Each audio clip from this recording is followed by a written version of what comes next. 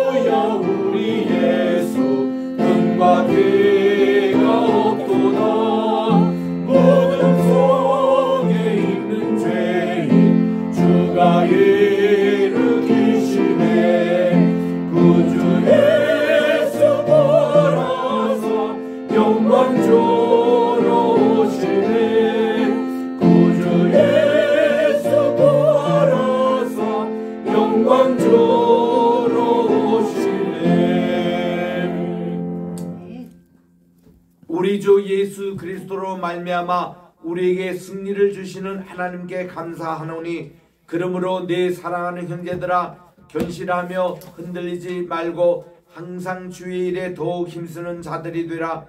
이는 너희 수고가 주 안에서 헛되지 않은 줄 알미라. 아멘. 만복의 근원이 되시며 만왕의 왕이 되시고 만주의 주가 되시는 존귀하신 하나님께 영광과 찬송과 존귀를 세세 영원 무궁토록 돌립니다. 오늘 거룩한 복된 시간, 이 시간에 정한 장소 정한 시간에 나와 하나님께 예배드리오니, 성부 성자 성신 삼위일신 하나님께서 이 자리에 강림하셔서 저희들의 예배를 받아주시고 한없는 은혜와 축복 내려 주시옵기만을 예수님의 이름으로 기원드리옵나이다.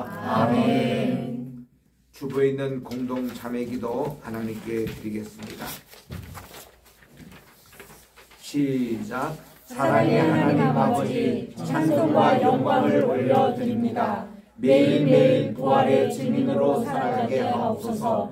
지난 한 주간의 지은 죄들을 고백하오니, 불의, 미움, 시기, 살인, 분쟁, 욕망, 거짓, 악도, 비방과 비평, 교만과 자랑, 악을 도모함, 불효, 불평, 무질서, 무자비 등 모든 허물과 잘못을 용서해 주옵소서. 저희들이 주님의 보혈과 권능을 믿고 삶을 바꾸어 주님 안에서 새 피조물 되게 하옵소서. 길과 진리와 생명 되시는 예수님만 바라보며 행복된 나날이 되게 하옵소서. 회개를 당하는 시민들의 고통에 동참하게 하옵소서. 의와 진실과 정직으로 주님의 경상을 담게 하옵소서. 다시 오실 예수님의 이름으로 기도드립니다. 아멘. 누구든지 그리스도 안에 있으면 새로운 피조물입니다. 이전 것은 지나갔으니 보라 새 것이 되었다 말씀대로 오늘 또 우리 죄를 고백한 우리 예수님의 보혈의 피로 정함을 받고 용서함 받아 새 사람 되시기를 주의 이름으로 축원합니다. 아멘. 이제 우리 교동문 제 134번입니다.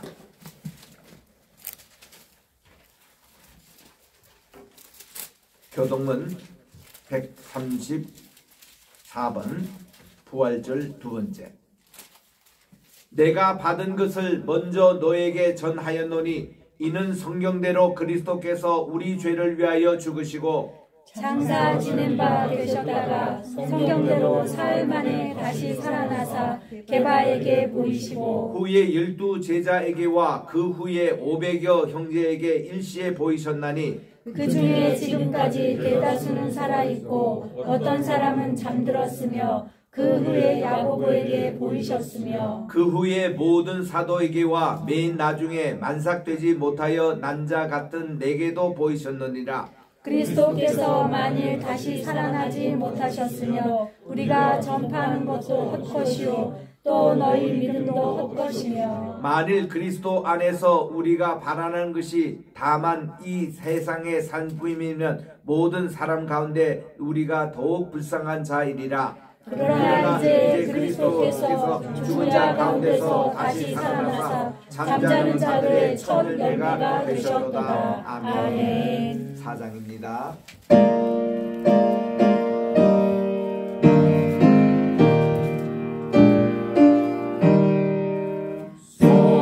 성부성자와 성신 영원히 영광 받으옵소서. 태초로 지금까지 또 길이 영원 무궁 성삼위께 영광. 아멘. 착석하시고 우리 강도사님 기도하시겠습니다.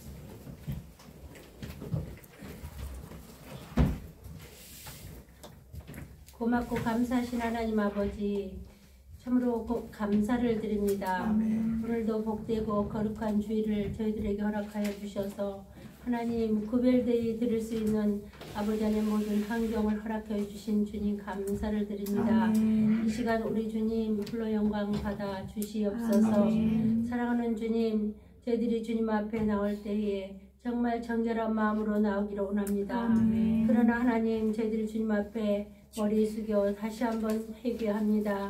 주의 말씀대로 하나님 온전히 살지 못했던 것들이 너무나 많이 있습니다. 우리 사람의 생각이 더 앞서가는 것들이 얼마나 많은지 하나님 알 수가 없습니다. 우리의 감정대로 행하는 것들 또한 너무나 많이 있었습니다. 주님, 우리의 모든 연약한 부분을 용서하여 주시옵시고 아멘. 아버지 하나님 앞에 온전히 드려지는 삶으로 살아갈 수 있도록 다시 한번 저희들이 이 시간에 세워주시기를 원합니다. 아멘. 고마우신 하나님 아버지, 또한 이 시간에 간절히 원하고 기도하는 것은 화마로 인해서 아버지 하나님 강릉에 있는 많은 아버지 하나님 그 시민들이 이재민이 발생하고 아버지 어려움 가운데 있는 이웃이 있습니다. 주님, 그곳에 우리 주님께서 찾아가 주시고 아버지 하나님 그들의 아픔을 만져 주시옵소서.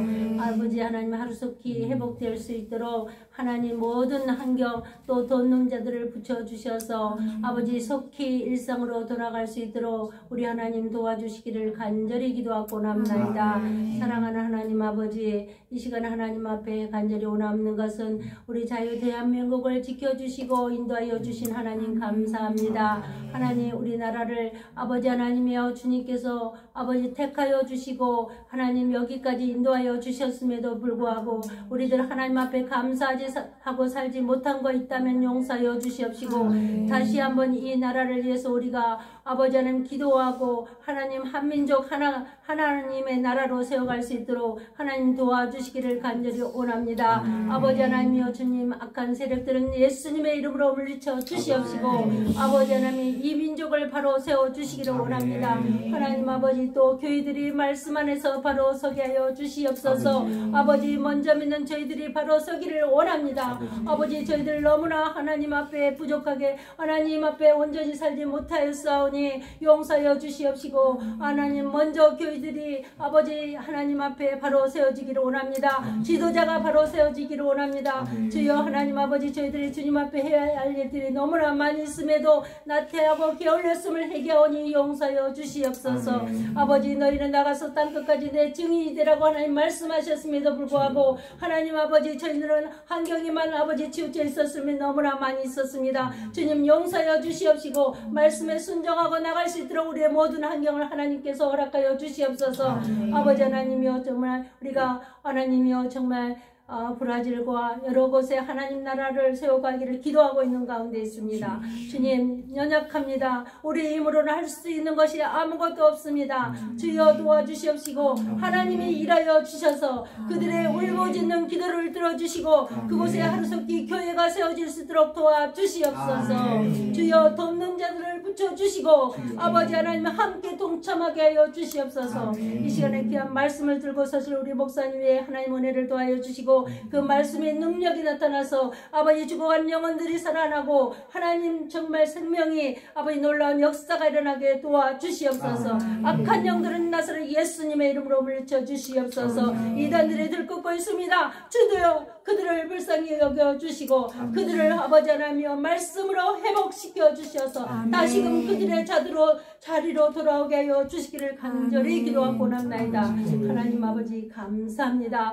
주님 아버지 우리 로이교회와 또 우리의 겟세마네 신학교와 세계의 선교회가 있습니다. 주님 아시죠? 주께서 세워가 주시고 저희들은 그저 주님의 하신 것을 순종하며 나가기를 원합니다. 주여 주님의 하시는 것을 보게 하여 주시옵소서. 하나님 항현실 오페를 축복하여 주시고 하나님 이곳에 장소를 주셨사오니 함께 주의 나라를 세워갈 수 있도록 주님 도와주시옵소서. 모든 시중 일과를 주님 앞에 올려드리며 이 예배를 주님 홀로 영광받아 주시옵소서. 감사 찬양 드리오며 나사렛 예수님의 이름으로 기도드리옵나이다. 아멘.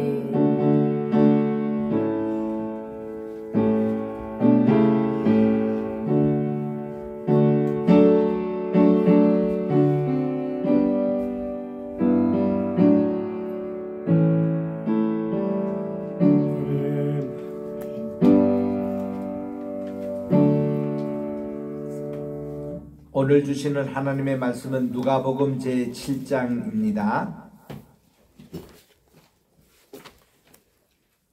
누가복음 7장 제가 1절부터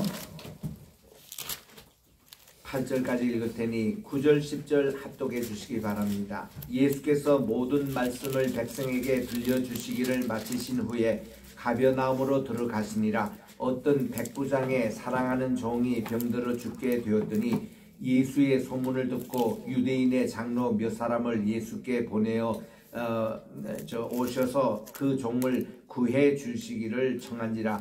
이에 그들이 예수께 나와 간절히 구하여 이르되 이 일을 하시는 것이 이 사람에게 합당하니이다. 그가 우리 민족을 사랑하고 또한 우리를 위해서 회당을 지었나이다 하니 예수께서 함께 가실새 이에 그 집이 멀지 아니하여 백부장이 벗들을 보내어 이르되 주여 수고하지 마옵소서. 내 집에 들어오심을 나는 감당하지 못하겠나이다. 그러므로 내가 주께 나아가기도 감당하지 못할 줄을 알았나이다. 말씀만 하사 내 하인을 낫게 하소서. 나도 남의 수하에 든 사람이요 내 아래도 백성이 있으니 이더러 가라 하면 가고 저더러 오라 하면 오고 내 종대로 이것을 하라 하면 하나이다. 시작. 예수께서 들으시고 그를 놀랍게 여겨 돌이키사 나는 우리에게 이르시되 내가 너희에게 이르노니 이스라엘 중에서도 이만한 믿음을 만나보지 못하였노라 하시더라. 오늘 어떤 사람들이 집으로 돌아가 보매 종이 이미 나아 있었더라. 아멘. 아멘. 찬양대 찬양 드리겠습니다.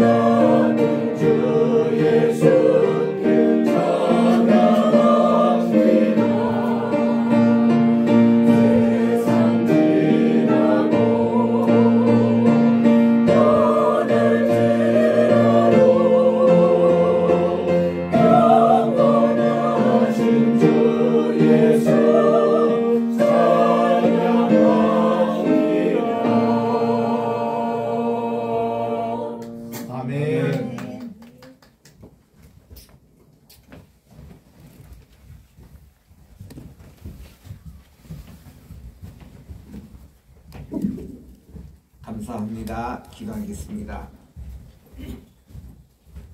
내 입술의 모든 말과 내 마음의 묵상이 주님께 연락되기를 원하네. 하나님 아버지, 오늘도 주께서 주신 귀한 이 말씀 누가복음 7장을 강의할 때 이 말씀이 저희 마음속에 각인이 되어 주의 말씀대로 좌로나 우로나 치우치 않고 살아가 형통한 우리의 매일매일의 삶이 되게 도와주시옵기만을 예수님의 이름으로 기도드립니다. 아멘. 할렐루야. 아멘. 지난 한 주 동안 우리 부활절에 증인이 되는 삶을 살아왔으니까 우리가 정말 한 주 동안 주님 부활하셨네, 주님 사망의 권세에서 첫 열매 맺으셨네, 이런 참 간증을 하며 온 세계 우리 전하는 부활의 증인의 삶, 우리 매일매일 그런 삶을 살아가시기를 바랍니다. 오늘은 우리 특별히 누가복음 7장을 강해하도록 하겠습니다. 여기는 이제 4가지 말이 있으면 좋습니다. 죽어가는 종을 살리신 주님, 또 이미 죽었던 또 이렇게 나인성 과부의 외아들을 살리신, 그리고 세례 요한이 제자를 보내서 예수님께 한 질문의 내용, 그에 대한 주님의 답변, 그리고 4번째는 한 여인이 바리새인 시몬이라는 집에 불청객으로 와가지고 예수님 발에 향료를 부었던 4가지 사건을 차례로 살펴보겠습니다. 첫째로 예수님이 이제 모든 지상의 말씀을 마치시고, 우리 6장회를 마태복음에서는 산상순이라 하잖아요. The Mount on the Sermon of Mount이라고 그러는데, 우리 누가복음에서는 예수님이 이거를 평지에서 말씀하셨다고 그렇게 전하고 있습니다. 이유는 뭔가니, 여기에서 우리 갈릴리에 가보면은 이렇게 사해바다 저 지중에서 쑥 꺼져 가지고 212m나 낮은 그런 곳에 있기 때문에 여기서 위로 이렇게 쳐다보면 평지입니다. 사실 200m 위가 지중해니까 평지인데 산같이 보여요. 그래서 마태복음에서는 이거를 산상순이라 그렇게 했지만 누가에는 있는 그대로 그냥 평지 말씀이다 해서 Sermon on the Plain이라고 그렇게 말씀을 하고 있습니다. 이 말씀을 마치시고 우리 주님이 가까이 있는 가벼나움으로 들어가시게 됐습니다. 이 가벼나움이라는 뜻은 뭔가니, 카퍼라는 이 말, 히브리 말에는 마을이라는 뜻입니다. 그리고 나훔이라는 것, 우리 나훔은 우리 선지자 나훔도 나오잖아요. 그 뜻은 뭔가니 위로한다, 이런 뜻이거든요. 위로, 자비, 이런 뜻입니다. 그래서 가벼나움이라는 이 자자가 위로의 집, 또 자비의 집, 이런 뜻으로 되어 있습니다. 그래서 이제 가퍼라는 말을 붙이거나 가롯이라는 말이 붙은 것이 다 성경에서는 그 도시, 마을, 이런 뜻입니다. 우리 이제 여기 있는 대로 가포 이렇게 붙인 것은 이제 소도시에 해당되는 것이고, 유다 앞에 가룟 유다라고 부실 때에 키리오트라는 그 말은 좀 큰 도시를 얘기하는 겁니다. 예수님의 12제자 가운데서 가룟 유다만이 도시 사람이라고 별명을 붙여 있습니다. 그래서 이분이 공부도 제일 많이 했고, 또 산수도 제일 빠르고, 또 예수님의 말귀를 깊이 알아들었기 때문에 주님은 특별히 가룟 유다에게 재정을 맡기셨고, 또 그 가운데 제일 유일한 지승인 가운데 한 분이 가룟 유다였습니다. 그 영지주의 복음서입니다마는 가룟 유다 복음이라는 것이 있습니다. 그 책의 이제 나그 한마디라는 곳에서 이제 발견된 책 가운데 하나인데, 그 책을 보면은 가룟 유다의 자기의 실상의 모습이 적혀 있는 거예요. 한마디로 가룟 유다는 참 자기는 억울하다, 이런 이제 뜻입니다. 왜냐하면 자기는 예수님이 어디에 계시는 곳, 그것을 알려주는 가이드 역할밖에 안 했는데 30년 받고 그랬는데 자기가 자살까지 해야 되는 참 억울한 누명을 쓰고 있다, 이런 내용이에요. 그 책의 내용에 이런 얘기 나옵니다. 예수님이 특별히 아주 깊이 있는 말씀을 하실 때는 겟세마네 동산에서도 예수님이 마지막 기도하신 그 바위가 있잖아요. 그 바위가 일반 제자들보다 거리를 항상 두셨다는 거예요. 그리고 우리 주님은 특별히 3제자 베드로, 또 야고보, 요한 3제자만 데리고 주님 가까이 접근해서 있게 하고는 다시 돌을 던질 만한 곳에 있는 곳이 예수님 혼자 기도했던 장소라는 것입니다. 거기서 우리 주님이 체포가 되거든요. 이 장소를 아는 사람은 가룟 유다밖에 없었습니다. 왜냐? 가끔씩 주님이 그 12제자 가운데서도 가룟 유다만 그 자리에 초청해가지고 하늘의 비밀을 자기에게 전해줬다는 거예요. 그러니까 거기 내용에 보면은 일반 보험서에 없는 얘기들이 몇 개 나옵니다. 실제로 그렇게 한 것 같아요. 그래서 이제 이 대제사장도 예수님이 지금 있을 만한 곳을 가장 잘 아는 사람이 가룟 유다인 것을 알고 그를 지목해가지고 돈 30명 주면서 그분 있는 곳으로 우리를 인도해라 하고 갔던 그 곳이거든요. 그래서 이제 가룟 유다라는 것이 도신이라는 그런 뜻입니다. 자, 우리 지금 예수님이 다시 가버나움 이래 마을에 왔는데 그게 이제 요즘 가면은 뭐라고 적혀있니? 타운 오브 지저스라고 이렇게 적혀 있습니다. 예수님의 마을이라 이렇게 적혀 있는데 우리 주님이 사실은 나사렛 동네에서 활동을 하셔야 되는데 주님이 선지자는 고향에서 대접을 받지 못한다 해서 이 나사렛 동네에서 예수님이 메시아성을 드러내다가 돌에 맞아 죽을 뻔했잖아요. 그래서 그 낭떠러지가 있는데 그것으로 밑을 할 때 우리 주님이 투명 인간이 돼가지고 그것을 해치고 오신 곳이 가버나움에 오신 겁니다. 그래서 가버나움에서는 많은 기적을 행하셨지만 나사렛에서는 하나도 기적을 행하지 않으셨습니다. 그 후로 우리 주님이 나사렛 동네에 가신 적이 없다고 합니다. 이 가버나움을 예수님이 선교의 센터로 삼는데 이유는 뭘까요? 여기 가버나움에 베드로의 집이 있었습니다. 베드로, 안드레, 야고보, 요한, 마태 5명의 제자가 있던 곳이 이 가버나움이기 때문에 여기가 우리 주님이 복 활동하게 편했을 것입니다. 그리고 그게 회당이 있는데 회당이 이 마을 전체가 한 예수님 당시에 1,500명 정도 이제 살았던 작은 도시지만 갈릴리 내에서는 거기가 작은 도시는 아니었어요. 제일 큰 중심 도시가 가버나움이었다고 합니다.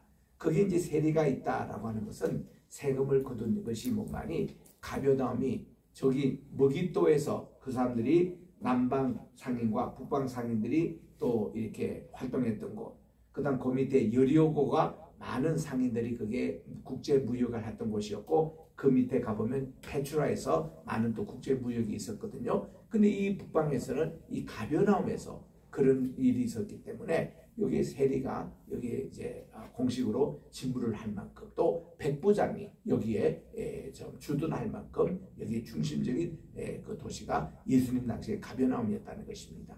그래서 우리 주님은 공생의 대부분을 여기 중심으로 보냈던 그 곳인데 그게 우리 주님이 회당에서 말씀을 가르치고 있었는데 이 지역을 관할했던 백부장 같으면 로마 정부에서 파견했던 관료입니다. 그러니까 지방 유지죠. 거기서 제일 지방 유지를 높은 사람이죠.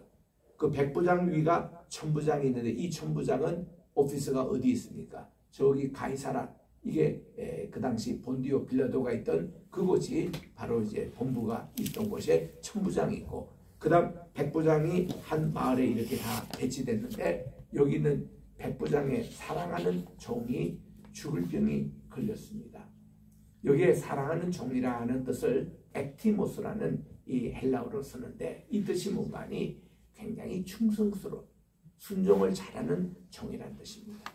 그 자기가 부하 가운데서도 제일 자기 말을 잘 듣고 충성 다한 이 종이 이 병들어 죽게 되었으니 유대인 장로를 몇 분 초청해다가 야 예수님이라는 소문을 내가 듣고 있는데 그분에게 보내서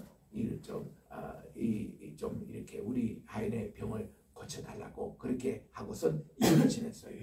그때 이분들이 와서 예수님께 정중하게 인사를 하고 지금 우리 마을에 있는 우리 그 백부장께서 그 사랑하는 종이 있는데 죽을 병이 걸렸습니다 하고 우리 주님께 도움을 요청한 거예요. 주님은 그 말을 듣자마자 이분이 또 두 가지 얘기를 합니다. 이 백부장을 소개한다면은 이분은요 우리 유대 백성을 퍽 사랑하는 분입니다.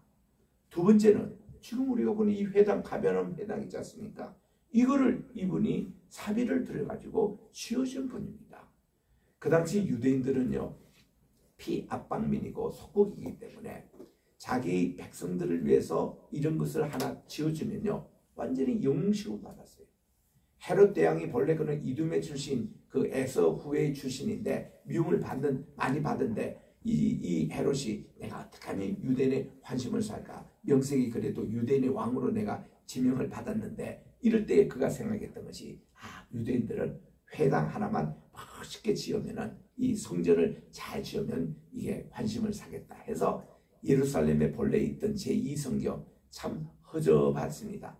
이게 수르바벨 때 지은 거여서 이미 500년이 됐고 규모도 작았고 이것을 엄청나게 그 당시 세계 3대 신전의 하나인 이 예루살렘 성전으로 그가 증축을 했잖아요. 그러니까 유대인들이 헤롯이 뭐 이름의 출신이지만 그냥 봐주고 넘어간 이것을 알지 않습니까?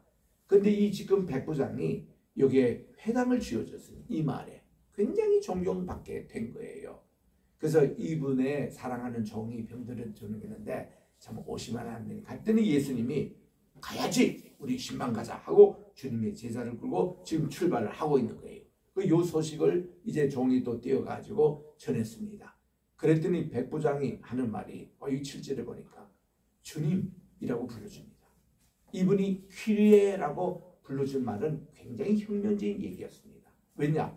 이 용어는 당시에 로마 황제밖에 사용하지 못하는 칭호를 예수님에게 이 퀴리에라고 불러줍니다.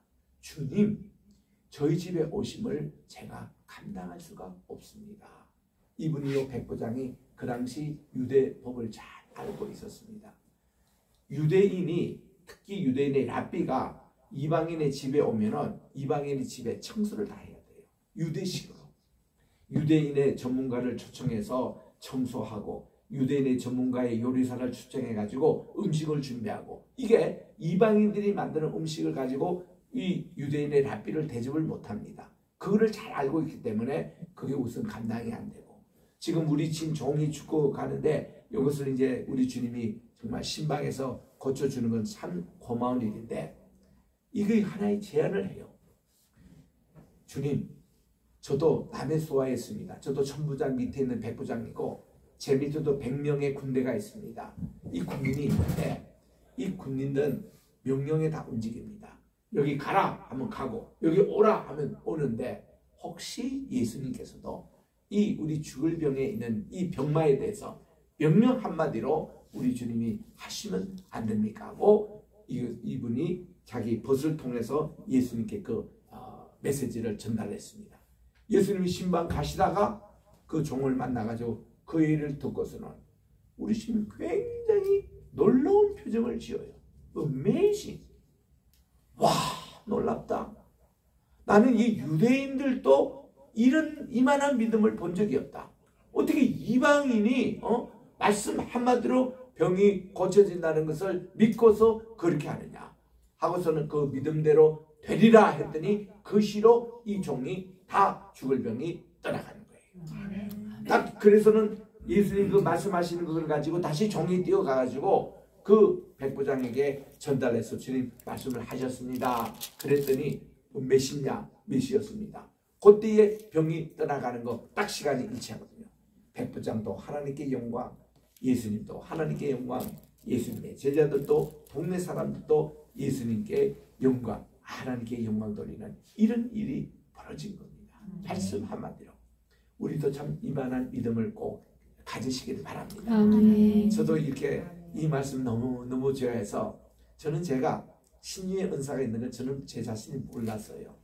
왜냐하면 제가요 죽다가 다시 살아난 지가 4번 경험이 있었거든요. 제 기억만 또 3번입니다. 한 번은 제가 홍역 알아가지고 죽었던 그 경험은 저는 못하고 3번은 제가 진짜 죽었다가 다시 살아난 경험이 생생합니다. 이런 사람일수록 하나님이 이렇게 신유의 은사를 주신다고 그래요. 저는 막연하게 옛날에 조용기 목사님이 그렇게 해서 신유의 은사를 받고 우리나라에 대개 그 신유의 은사인 분들이 그런 다 죽을 병에 거셨다가 관에서 다시 살아온 경험이 있는 사람이 있도록 더 센 이렇게 신유의 은사 있는 것을 알았거든요. 그래서 이제 저는 이제 집회에 이렇게 가면요 기도하는 분이 저를 알아요. 목사님에게 와서 이렇게 안수받으면 병이 떠나간다는 것을 응답받고 왔다는 거예요. 그 제가 기도 안 해줄 수가 없잖아요. 그 믿음으로 되십시오 하고 예수 이름을 기도해주면 병이 나아요. 그 르바치도 관절염이 낫고 암덩어리가 없어지고 죽을 사람이 다시 깨어나고 이런 일들이 일어나가지고 제가 이거 사역 내가 공부하는데도 바쁜데 이 사역을 어떻게 감당하나. 그러고는 내가 하나님께 기도하기 시작했습니다. 하나님, 하늘과 땅의 권세를 주신 예수님 이름으로 제가 말씀을 선포할 때에 이 말씀의 권능이 있어서 말씀을 듣는 자가 이런 역사가 치유의 역사가 일어나게 해달라고 오랫동안 저는 그렇게 기도했습니다. 그랬더니요, 제가 이렇게 말씀 집회, 저는 참 안수기도 잘 안 합니다. 저는 이게 말씀으로 이렇게 하는데 그냥 막 병자가 일어나고 이랬더니요. 여기 지금 우리 소은조 목사님도 와 계신다마는 토론토에도 제가 25년 전에 토론토에서 꽤 큰 교회였어요. 거기서 말씀을 전하는데요, 한 10명 이상 병자가 나왔는데 그 다음날 새벽 기도에 와서 이거를 저를 얘기해서 알았죠. 그냥 말씀을 그때 한 250명 참석했거든요. 말씀을 전하는데 하나님이 이렇게 막 기적의 역사가 일어나가지고 불치병 그렇게 두통으로 평생 고생하는 분들도 약 먹지 않고 어저께 잘 잤다는 거예요. 그리고 또 루마티즈 관절 환자도 낫고. 그러다 보니까 제가 그날 저녁 좀 자는데 두통도 있었고 루마티즈 관절염도 오고 좀 그런 게 있더라고. 그건 저는 몰랐습니다. 몰랐는데 그 다음날 새벽 기도에 마치고 이런 분들이 오셔가지고 간증을 하는 거예요. 그런 일들이 수타 많았습니다.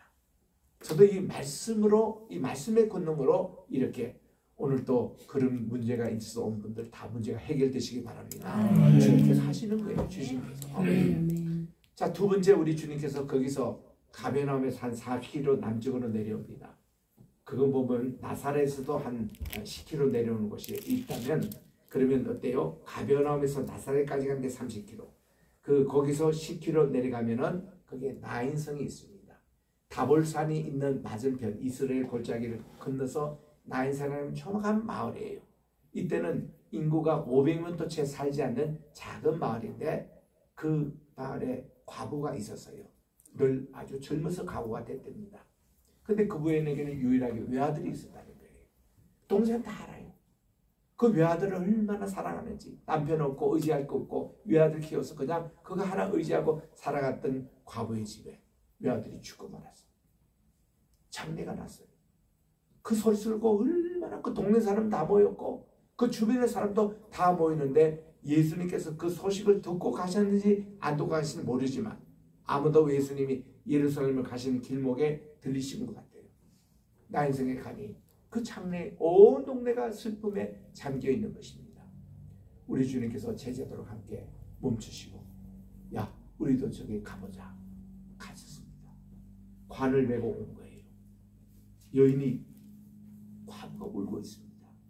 우리 주님이 첫 번째 하시지 이 여인에게 울지 마세요. 울지 마세요. 그에게 하고 두 번째로 관을 메고 온 자에게 잠깐 스탑. 그래서 우리 주님은 자기의 거룩한 손으로 관을 터치하셨습니다. 헬라말로 이거를 합토라고 해요. 우리 주님이 그 문둥병조 합토하시고 베드로의 장로의 손도 합토하시고 야이로 회당장 야이로의 딸을 합토하셔서 죽은 자를 살리신 이 거룩한 손으로 관을 딱 합토하십니다. 만지시니 그리고서는 명령하십니다. 관 뚜껑을 열고 이 아이가 이제 이 무덤으로 들어가는데 얼마나 이게 칭칭 다 감았겠습니까?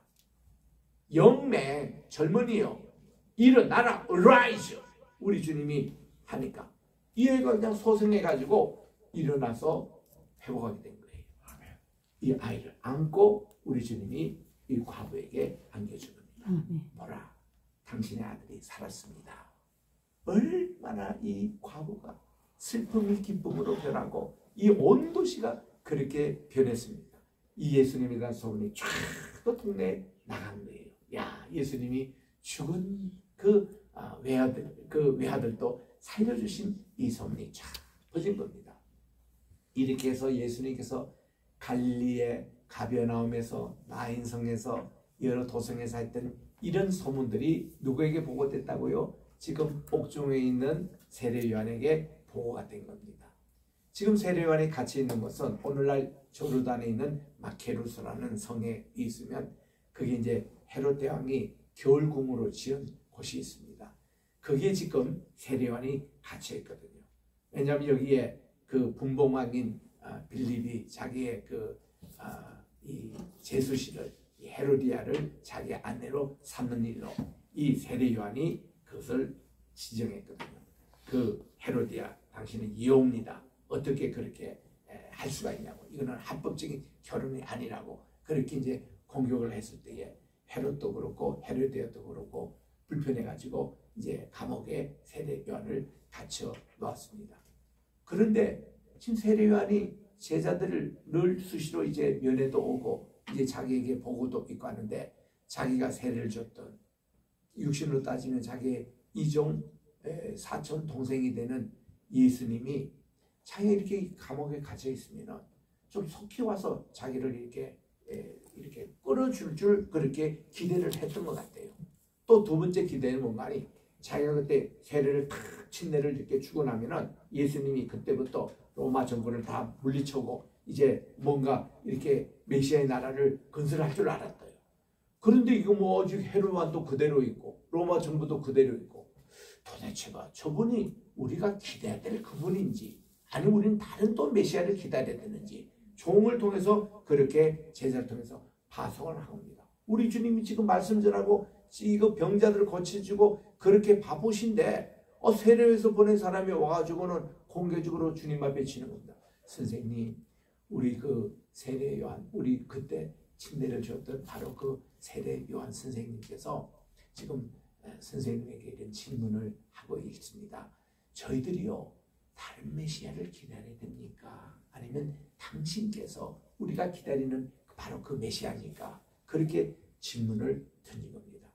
그때 우리 주님이 그 말씀을 듣고서 인간적으로는 좀 섭섭한 생각이 들었던 거예요. 왜 세례 요한이 사람까지 보내가지고 이렇게 하느냐? 분명히 자기 이름으로도 내 뒤에 오시는 분은 성령과 불로 세례를 주시는 분이라 이렇게 설명을 했고 또 자기가 말하기를 그분은 흥해야겠고 예수님은 얘기합니다. 자기는 점점 더 쇠퇴하여 망하게 되겠다. 그렇게 하는 양반이 왜 또 이런 얘기를 물고 왔느냐? 우리 주님이 좀 섭섭했던 생각을 갖고 있습니다. 그러니 우리 주님이요 이렇게 말씀합니다. 야, 너희들 지금 보지? 오늘도 지금 하는 거 보지? 지금 사자, 소경이 눈을 뜨고 있어. 귀머거리가 지금 다시 듣고 있어. 그리고 나병 환자가 깨끗함을 지금 받고 있어.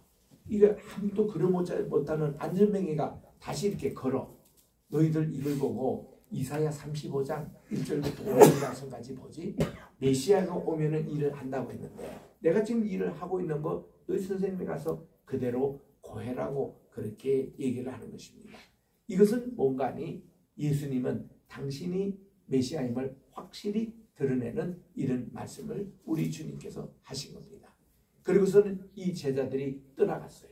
선생님에게 그 보고하러 간 겁니다. 바로 그분이 우리가 기다리는 메시아 맞습니다. 보고하러 간 사이에 우리 주님이 이런 말씀을 하세요. 세례 요한에 대한 평을 그렇게 하십니다. 세례 요한에 너희들이 뭐를 보고 이렇게 빈 들판에 나갔느냐 이거야. 거기에 보면은 정말 이 빈들에 나가서 너희들이 무슨 흔들리는 갈대를 보러 너희들이 나갔느냐, 아니면 또 화려한 옷을 입은 어떤 영웅이 나타난 것을 너희들이 보러 나갔냐 이거야. 다 쓸데없는 일이라는 겁니다. 이미 이 영웅이 여기 지금 와 있다는 거예요. 우리 주님이 바로 자신을 말씀을 그렇게 하셨는데, 제가 연세대학교 입학할 때에 그때 우리 첫 번 오리엔테이션 시간에 설교 말씀을 전했던 분이 백낙준 명예총장님이 설교를 하셨어요. 그때 이분이 뭐라고 1970년대입니다. 우리에게 연세대학 오늘 입학하신 여러분 환영합니다. 여러분들 이 연세대학교에 왜 오셨죠? 그러면서 하신 말씀이 저 옆에 있는 이화여대생 그 치맛자락 보러 오셨습니까? 연세대학교 왜 오셨죠? 하고 이렇게 도전적인 질문을 던지세요. 이게 이제 수사학적인 질문, 레토릭 퀘션을 던지시면서 그때 하신 말씀이 연세대학의 교훈이 진리를 알지니 진리가 너희를 자유케 하리라. 연세대학에서는 진리를 배우셔야 합니다. 진리가 예수님이십니다. 예수님을 볼 때 모든 상경대학, 법정대학, 신학대학, 또 문과대학 모든 학생들이 이 자유함을 얻게 되는 이것을 외우러 연세대학 오셨다고. 그때 참 들었던 말씀이 복귀해야 됩니다. 그때 이 말씀을 하신 거예요. 너희들이 이렇게 빈들에 나가서 뭐 흔들리는 갈대를 보러 왔느냐, 또 좋은 옷을 입은 무슨 메시아를 보러 왔느냐, 이런 이제 질문처럼 우리 주님이 그렇게 하시면서 이렇게 주님 말씀합니다. 누구든지 이 세례 요한은 이 지상에서 큰 일을 했다는 거예요. 큰 일을 해서 메시아 되신 예수님에게 침례까지 주시는 이런 일을 했지만, 천국에서는 세례 요한이 가장 작은 자 중에 하나라고 말씀을 하신 겁니다. 이 뜻은 어떤 뜻이냐면요, 율법의 시대는 세례 요한으로 종결이 됐다는 겁니다.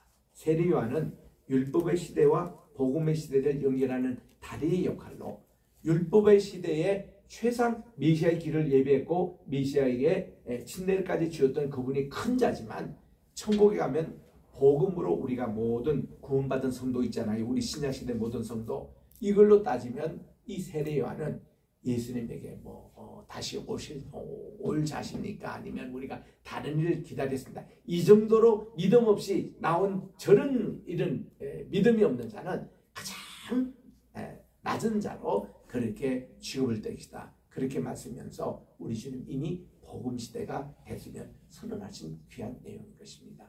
그리고서는 다시 갈릴리 이쪽 지역으로 가는데, 거기 한 바리새인, 시몬이라고 부르는 바리새인이 예수님을 식사 초대를 한 겁니다. 바리새인이 식사 초대했다는 것은 참 드물입니다. 근데도 우리 주님이 그 집에 이제 가신 겁니다. 가셔서 우리 주님이 자리에 앉으셨어요. 유대인들의 식사 자세를 보면은 우리처럼 의자에 앉아서 이렇게 하는 게 아니고, 방석에 또 앉아서 하는 게 아니고, 이렇게 기대는 앉음입니다. 손을 이렇게 땅에 대고 다리를 길게 쭉 뻗는 요게 이제 앉는 자세입니다. 그때 만찬을 하거나 식사를 할 때 자리거든요. 저도 가끔씩 그런 자세를 취해봅니다만 참 편해요. 이렇게 옆으로 이렇게 있으면서 밥을 먹고도 쉴 때도 저는 그렇게 쉬거든요. 또 이제 소파 같은 데 앉을 때도 그렇게 비스듬히 누워가지고 있는 예수님처럼 그렇게 누워 계시는데, 불청객 한 여인이 들어온 겁니다. 이분은요, 바리새인 사람이 초청한 것도 아니고 이렇게 들어온 거예요. 우리 생각에 어떻게 불청객이 들어올 수 있냐 하지만, 그 당시 집의 구조가 개방이 돼 있었습니다. 그래서 우리 선생님 랍비가 이렇게 이 지역에 초청돼서 계시는 곳에 여기에 사람이 이렇게 들어오고 나와도 누가 특별히 안내하거나 막는 사람이 없었어요. 그래서 이 여인이 이제 들어왔는데, 시몬이라는 바리새인은 이 여인이 누군지 압니다. 이 동네에서 조금 소문난 죄인이라 그랬는데, 이 죄인이라는 것이 우리가 생각하기로 얼른 생각하면 이게 뭐 거리의 여성인가, 자기 몸을 파는 사람인가, 이렇게 흔히 생각을 하는 것이지만은 그런 죄인이 아니라 일종의 종교적인 죄인을 얘기하는 거예요. 이 장로의 관습을 쉽게 깨뜨리고 좀 자유분방하게 사는 그런 어떤 여인 중에 알고 있는데, 이분이 이제 와서 예수님의 발 앞에 누워가지고 한없이 눈물을 흘려요. 얼마나 눈물을 많이 흘렸나니 이 눈물을 가지고 예수님의 발을 씻길 정도로 눈물을 흘린 겁니다. 저는 세상에 살면서 이렇게 눈물을 흘리는 것은 딱 2번밖에 없었거든요. 아버님이 돌아가시고 장례식, 그때 내가 미국에 그 25년을 있으면서 아버님이 돌아가신 소식을 들을 때 얼마나 눈물이 나는지. 저거는 장남이에요. 장남은 이 부모님이 항상 곁에 서서 효도받기를 원하시는데, 나는 해외에 있었으니까 아버님께 뭐 효도할 길이 없는 불효자였죠. 그런데 그냥 먼저 77세 돌아가신다는 거예요. 너무 막 눈물이 어떻게 많이 나는지 그때 그냥 눈물이 줄줄 이렇게 나오더라고.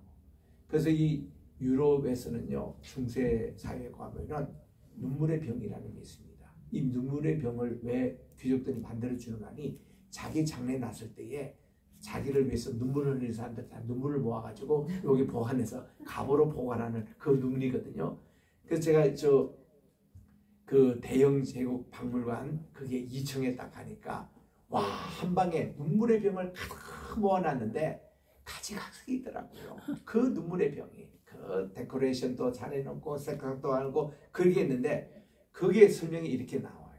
이 눈물의 병의 시초는 다윗이 했다고. 그래서 시편 58편 7절 말씀에 보니까 주여 제 눈에 있는 그 고통과 환난과 그 도망 다닐 때 그 눈물을 주의 병에 담아서서 하고 하나님의 병이라는 표현이 나옵니다. 그게 기초가 돼가지고 로마 때도 계속 하나님의 병에 내 눈물의 병을 담으라. 그리고 중세시대 더 많은 사람들이 눈물의 병이 다 있었다는 겁니다. 그래서 제가 그거를 생각하면서 칼기 타고 오며 14시간 동안 계속 그냥 생각해도 눈물이 출출 흘러요. 여기도 와서 또 장례식 때도 눈물을 그렇게 흘리고 그랬는데 한국에 계신 장로님들이 왜 그래요? 아버님 교회 섬겼던 그 장로님 누구라고 내가 이름은 공개하는데 난 눈물을 흘리고 그래도 그 상객들에게 정말 인사들 정중하고 저 때문에 이 하루 이게 더 늘었습니다. 장남이 와서 아버님의 시신을 마지막 보고 그래서 하는데 그렇게 저 나름대로는 그렇게 막 큰 비행기 타고 와가지고 막 진짜 꼭 해가면서 이렇게 했는데 나를 화장실에 불러냈구나. 장로님이 나를 꾸짖는 거예요. 아니 아버지가 돌아가셨는데 그걸 안 한다고 소리내서 울고를 하는 거예요. 나 장로님이 그랬습니다. 장로님 지금 아버지가 무슨 지옥에 가셨습니까? 무슨 아이고 하고 옛날에처럼 곡을 그래 하냐고. 아버지는 지금 천국에 가셨는데 그게 대해서 우리가 굳이 눈물 흘리고 그래야 됩니까? 나는 목회를 지금도 하면서 우리 성도님들에게 내 장례식 때 줬던 눈물 흘리지 말라고. 물론 이제 이별의 그 아픔에 대한 눈물은 좋아요. 그러나 우리 세상 사람들 하는 아이고 그거 자꾸 하는 것은 뭔가니 아이고라는 게 서양 성사님 듣고는 야 한국 사람도 영어를 잘하네. 아이고 나는 간다. 그래서 아이고 하는데 성사님이 그렇게 설교했어요. 여러분 가기는 가는데 천국에 가십니까? 지옥에 가신다 이거예요. 천국에 가는 분들은 눈물 그렇게 많이 안 흘리고 된다는 거예요. 찬송 부르고. 근데 지옥으로 갈 사람은 이제는 이게 지옥에 가서 고생할 거 생각하니 얼마나 눈물이 나겠습니까? 그런 눈물은 흘려도 되는데 이런 관점으로 우리는 크리스찬들이 그렇게 돌아가셔도 육의 장막이 이제는 영의 장바로 벗는 그것뿐이지 천국 환성해야 되는데 그렇게 눈물 흘리고 곡하고 그럴 필요는 없거든요. 그래서 이제 제가 그렇게 장로님에게 얘기한 적이 있습니다만 그때 그런 눈물이 나더라고요. 근데 이 여인이 주님의 발에 그런 눈물을 흘렸다는 거예요. 이건 어떤 눈물? 제가 이제 두 번째로 그렇게 눈물이 많은 걸 말이죠. 제가 성령 세례 받을 때입니다. 첫 번 방언하는데 제가 그때 몇 살인 줄 아세요? 10살이었습니다. 초등학교 2학년 꼬마가 그 마룻바닥 교회당에서 부흥회가 있어서 철학 기도를 받는데 목사님이 오늘 12시에 주님이 오실지도 모른다는 거예요. 여러분들이 죄 있으면 회개하라는 거예요. 그 말에 딱 도진돼가지고 내가 그 전날 이틀 동안 기도할 때만 해도 이 목사님이 자 이제 회개 기도하세요. 그러면 꼭 저는 두 마디입니다. 하나님 제가 어릴 때에 옆에 가다가 남의 밭에 무 뽑아 먹은 회개합니다.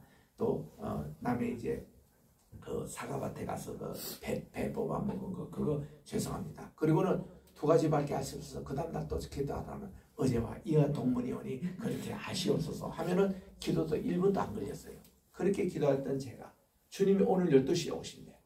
겁이 나가지고 그때 그 목사님이 그러시더라고. 기도가 안 되는 날 기도의 문을 열어주십시오. 기도의 문을 열어주십시오. 이거 자꾸 기도하면은 이 된다는 거예요. 그래서 내가 주님이 곧 오신다는데 내가 기도 열심히 해야지 하고 기도 열심히 해 기도의 문을 열었다라 반복이 기도하니까 막 방언이 터져가지고 나도 모르게 그냥 눈물 콧물 흘리면서 그렇게 기도를 했대요. 내가 무슨 도가니까 새벽 2시야. 우리 어머님이 걱정스럽게 이제 너 기도 다 끝났냐 사모해라. 예 끝났습니다. 아니 근데 왜 사람들이 저를 쳐다보지요? 그 200명 성도님들이 주변에 다 이렇게 해가지고 집사님들이 막 내 눈물 그거 콧물 된 거를 다 마룻바닥에 그 걸레를 닦아내고 계시고 근데 내가 얼마나 기도하셨습니까? 너 3시간 기도했단다. 깜짝 놀랐어요. 나는 한 5분 기도한 줄 알았는데 3시간 동안 눈물 콧물 흘리며 그 꼬마가 그렇게 기도했다는 겁니다. 여러분 그런 눈물의 기도 지금도 주님께 하고 계십니까? 저는 제가 지금 하나님께요. 내가 보스턴에서 찰스당해서 고생하면서 공부할 때 말이죠. 하나님 저는 돈도 없습니다. 영어 실력도 안 됩니다. 왜 저를 이 하버드에 보내주셔가지고 키라서 같은 애들 이 경쟁해가면서 한국에서 내가 대표로 그래도 왔는데 이러면서 하나님께 얼마나 또 그 눈물 흘리면서 기도한 적이 모르는데요. 이런 눈물의 기도. 근데 이 여인은 그게 회개의 눈물을 기도했다는 겁니다. 자기가 지은 죄가 많아가지고 주님께 그렇게 하고서는 자기의 머리털로 이거를 씻어내는 거예요. 난 그거를 상상해 봅니다. 야, 이 머리털로 이걸 씻어내면 그 당시 샴푸도 별로 발달이 안 됐을 텐데 그게 진흙도 묻고 예수님의 앞발이 얼마나 지저분해요. 먼지도 이렇게 아직도 안고 있는데 그거를 하면서 그게 또 입을 맞추네요. 입을 맞추고 여기서 향유를 붓습니다. 향유를 부어요. 이렇게 하고 있는데 그 옆에서 이 집에 시몬이라는 이 주인이 팔짱 딱 끼고 이거 못 맞다게 쳐다보면서 속으로 뭐라고 생각하니 이분이 선지자가 맞아? 선지자 같으면 이 여인이 어떤 사람인 거 알고 이 여인이 무슨 일을 한 것을 다 맞추고 지금 자기가 하고 있는 것을 만류했을 텐데 이걸 왜 그대로 수용하겠지? 이렇게 생각을 딱 했습니다. 이때 우리 예수님도 그 시몬의 생각을 하시고서 주님이 시몬 내가 I have a question for you. 내가 질문이 하나 있다. 어떤 사람에게 빚진 자가 둘이 있었단다. 하나는 500데나리온, 하나는 50데나리온 빚진 자가 있단다. 이 데나리온이라는 것은 여러분 아신 대로 한 노동자가 하루 종일 일해서 번 임금이 데나리온입니다. 그 500데나리온 같으면요, 이분이 500일 동안, 그러니까 2년 거의 1년 반 동안 한 푼도 쓰지 않고 모은 돈이 아니겠습니까? 엄청나죠. 요즘으로 말하면 요즘은 한국에 일당이 뭐 10만 원 넘더라고요. 어떤 집은 뭐 20만까지 주는 데가 있더라고요. 옛날에 우리 노가다 할 때는요 10,000원씩 줬거든요. 그것도 많다고 했는데 요즘은 뭐 이 단수가 10배, 15배 이게 더 많더라고요. 그래서 이런 엄청난 돈에 빚진 자가 있고 50데나리온 같으면 이제 한 달 반 동안 모았던 그 정도 분량인데 둘 다 갚을 능력이 없어. 그래서 이 주인이 다 탕감해 줬어. 야, 오늘부로 이 빚을 탕감하라 했더니 누가 더 많이 그 주인을 사랑하겠느냐, 더 기뻐하겠냐 했더니 시몬이 성은 당연히 빚을 많이 탕감받은 그 500데나리온 받은 사람이 더 기뻐하겠죠. 그렇게 말씀을 드렸습니다. 이거는 우리 주님이 이 유도적인 질문을 드리신 건데 우리 주님이 말씀은 안 하시지만 그 뜻이 담겨 있는 겁니다. 야, 시몬아, 네가 지금 이 여인을 보지. 이 여인은 지금 500데나리온의 빚을 탕감받은 그 사람처럼 기뻐하고 나를 더 좋아하고 사랑하는 그런 모습이고 너는 말이야 50데나리온을 탕감받은 사람 그 정도밖에 되지 않아 하면서 우리 주님이 공개적으로 시몬에게 불평을 하기 시작합니다. 내가 이 집에 들어올 때에 너 보통 식사를 초대했다면은 손님이 오시면은 맨 먼저 하는 게 뭐야? 발 씻을 그 물을 줘가지고 이 손님이 밖에서 먼지 묻은 거 씻어주는 것이 기본인데 너는 그거 하지 않았다는 거예요. 근데 이 여인은 들어올 때부터 자기 눈물로 내 발을 씻어줬다는 거야. 그리고 자기 머리털로 닦아줬다는 거야. 두 번째, 너는 이 손님이 이렇게 오면은 아이고 환영합니다, 웰컴 투 아이 하우스 하고 이렇게 해서 올리브 기름을 보통 머리에 이렇게 찍어주는 것이 그게 예의였거든요. 근데 이 시몬은 예수님한테 푸대접했습니다. 그런 환영도 없었어요. 그런데 이 여인은 자기의 향유를 다 내게 부어가지고 그 기름을 내게 부어서 지금 나를 이렇게 영접하고 있다는 것입니다. 그런데 이렇게 들어올 때 시몬 너는 나를 환영해 키스도 안 했지 않냐고. 보통 그때 손님이 오면은 오른쪽 왼편 뺨을 같이 대면서 환영합니다, 웰컴 투 마이 하우스 이렇게 하는데 이 시몬은 그렇지 않았어요. 근데 이 여인은 내 발에 이렇게 환영의 표시로 감사의 표시로 이렇게 정말 기사하고 있는 이런 내용들을 우리 주님이 받아주신 겁니다. 그리고서는 하신 말씀이 이 여인의 모든 죄가 용서함을 받았다라고 선언을 하신 겁니다. 거기 계신 분들도 깜짝 놀란 거예요. 아니 죄사함 하는 것은 하나님 한 분밖에 없는데 어떻게 감히 그 얘기를 하느냐. 우리 주님 공개적으로 신성모독죄라고도 아시면서도 공개적으로 내가 바로 하나님이다. 이들 알아? 내가 바로 하나님이야. 내가 바로 죄를 용서해주는 하나님으로 내가 여기 오십니다. 공개적으로 말씀을 하시면서 여인아 내 죄사함을 받았느니라 하고 이 여인이 평안히 집으로 돌아간 것이 오늘의 마지막 네 번째 스토리였습니다. 이 내용을 가지고 우리 조카되는 나리가 있어요. 지금 하임이 엄마가 됐는데 이 조카는 우리 김성찬 목사님의 두 번째 딸입니다. 지난 우리 한 달 전에 오셨던 제 형부가 제 그 매형이 되는 우리 이 조카가 전공이 뭔가 하면은 일루스트레이터, 이 병원에서 이 환자들이 이렇게 수술하면은 그거를 사진을 못 찍고 다 그림을 그리잖아요. 굉장히 세밀하게인데 이거 옥합을 깨뜨린 여인의 이것을 참 그렸습니다. 그래서 우리 조이 유니언이라는 얘기, 이것은 뭔가 이 김성찬 목사님이 목회자 서로 돕기 운동을 지금 전국적으로 하고 계시는데 그 5년 차의 보고서의 표지 이 그림으로 얼마나 이게 잘 그리는지 모릅니다. 참 이게 옥합을 깨뜨린 참 부은 여인처럼 우리들도 우리 모든 죄를 주님께 죄사함 받고 주님부터 용서함을 받아가지고 따라 내 믿음이 너를 구원하였으니 평안히 가라. 이 말씀을 듣는 우리 모두가 되시길 주의 이름으로 축원합니다. 기도하겠습니다. 하나님 아버지, 오늘도 누가복음 7장을 통해서 주시는 우리 주님의 활동 하나하나, 말씀 하나하나, 그 말씀이 오늘도 저희 자신에게 적용이 되어가지고 제가 정말 우리 주님의 발 앞에 한없이 눈물을 흘리며 회개의 기도를 드리고 감사의 예배를 드린 같이 우리가 예배 드릴 때마다 이런 감격이 넘치게 도와주시고 골고다 언덕 십자가에서 우리 죄를 사하시기 위하여 보혈을 주신 주님 앞에 한없는 눈물 감사로 주님께 예배드리는 우리 로이교회가 되게 도와 주시옵소서. 예수님의 이름으로 기도드립니다. 아멘. 찬송가 134장을 부르면서 준비하시는 분 하나님께 봉헌하겠습니다. 네, 요거는 찬송은 따로 부르고요. 우리 봉헌 기도할 때는 우리 헌금송이 오늘 고 권사님이 하시겠습니다. 134 그냥 찬송합니다.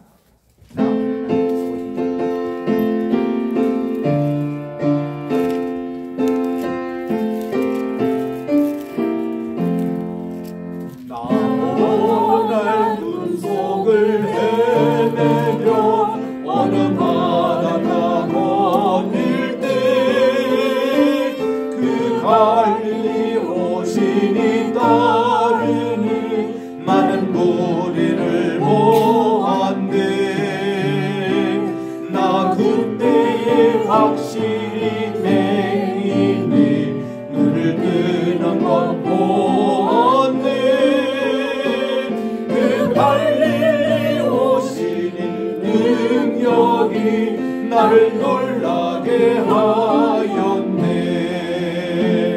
내가 영원히 사모한 주님, 참 사랑과 은혜 넘쳐 남의 호국으로부터 내 구주로 섬겼네. 눈빛과 음성을 나는 잊을 수 없겠네. 그 갈릴리 오시니 그때에 이 죄인을 향하여 못 잡은 난 그 손과 옆구리 보이시면서 하신 말 했다 하실 때 나의 죄짐이 풀렸네.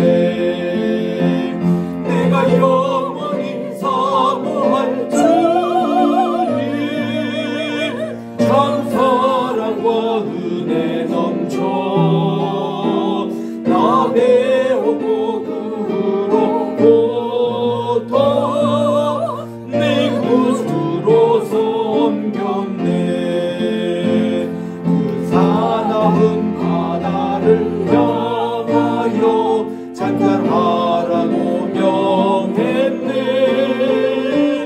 그 파도가 주 말씀 따라서 아주 잔잔하게 되었네. 그 잔잔한 바다에 영원하 나의 마음속에 남아서 그 갈릴리 참된 믿음이 되었네. 내가 영원히 사모한 주님, 참 사랑과 은혜 넘쳐 나 배웠고 그로부터 내 구주로 섬겼네.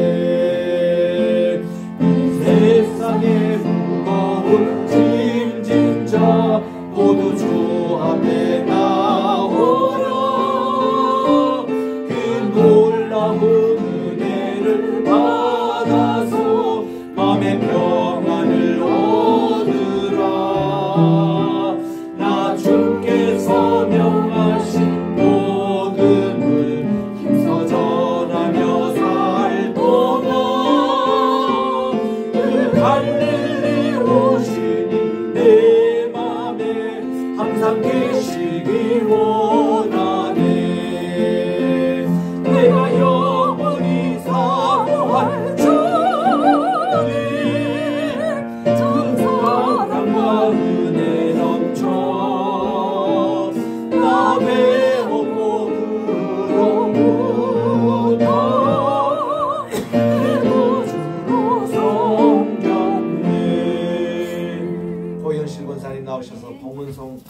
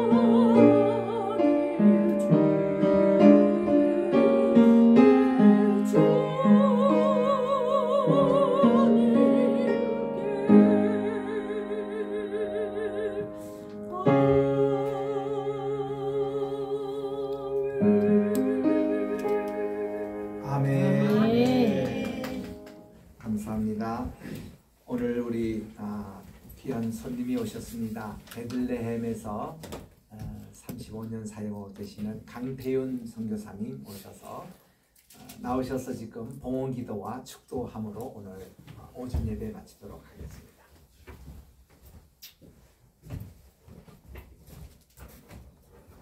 하나님, 이 귀한 곳에 로익교회를 세워주시고 주님을 따르는 양들이 오늘 거룩한 주일 주님 앞에 예배하며 받은 은혜에 감사함으로 주님께 귀한 예물을 바쳤습니다.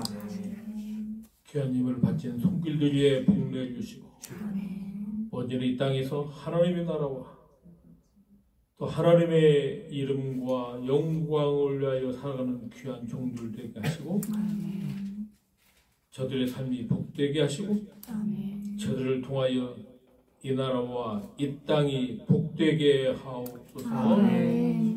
귀한 예물을 바친 손길들을 다시 한번 축복하여 주시옵소서. 이제는 우리 주 예수 그리스도의 은혜와 당신의 독생자를 주시기까지 우리를 사랑하신 하나님 아버지의 그 크신 사랑과 성령님의 감화감동 교통하신 놀라운 역사가 거룩한 주일 주의 전에 나와 엎드려 예배하며 주님의 말씀대로 이 땅에서 빛과 소금의 사명을 감당하기로 다짐하고 돌아가는 사랑하는 주의 백성들 머리 위에와 저들의 가정과 하시는 모든 일들 위해 특별히 이 나라와 이 민족 위에 북녘의 동포들과 전 세계에 흩어져서 복음을 전하시는 귀한 동역자들 머리 위에 이제로부터 영원토록 함께 있을지어다. 아멘.